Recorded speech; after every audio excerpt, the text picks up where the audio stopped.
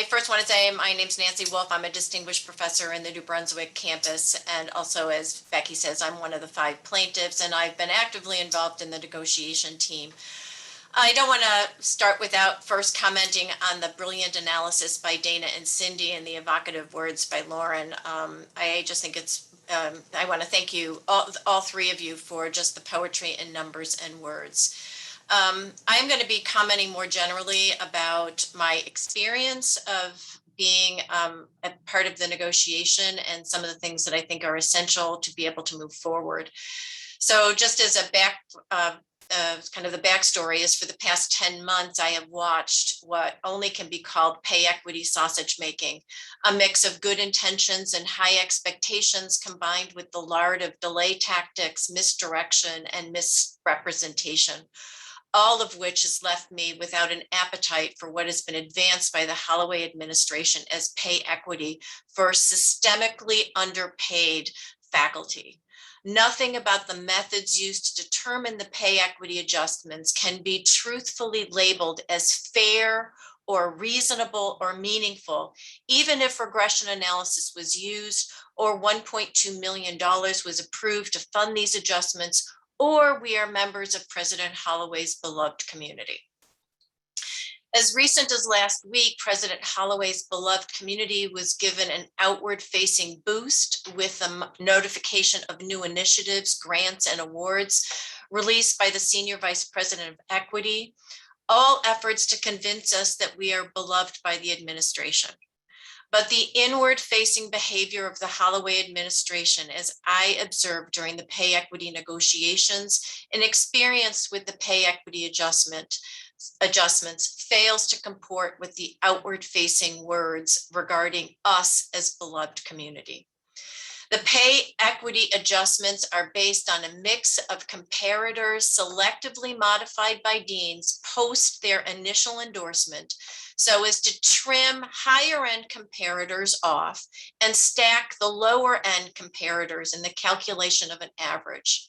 And a regression analysis was used that is cloaked in secrecy. While I applaud the use of scientific methods to inform decision making, the Holloway administration, while drawing on these scientific methods like regression analysis, is not adhering to the standards of science, specifically to report what methods were used, why they were used, and how they were applied. Science is cheapened when it is not applied with integrity.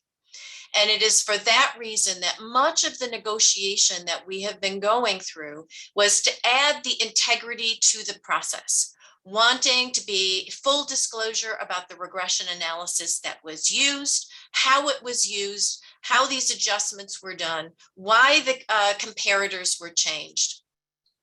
as well as having an appeals process that involves the faculty in the process of reviewing, that we have eyes on the process. In the same way we do with the promotion review committee, which I sit on for the university. We are faculty members reviewing the promotion decisions and making sure that there is a fair assessment and that the standards are consistent across campuses. And I can say, as a member of that committee, that we do use the same metric to determine promotions on the Newark campus, on the New Brunswick campus, and on the Camden campus. So we wanted in the negotiation process to make sure that there was a faculty-led committee that was either on the appeals or the reviews for these decisions to ensure that the process was fair and that the right factors were taken into account when these decisions were being made on the adjustments.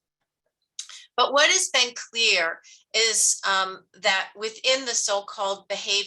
beloved community here at Rutgers, some are more beloved than others, which Dana has just shown with the analysis, and all are not beloved enough to be treated with respect regarding the sharing of information about what was done, especially with comparator selection and regression analysis, why it was done, and how it was done.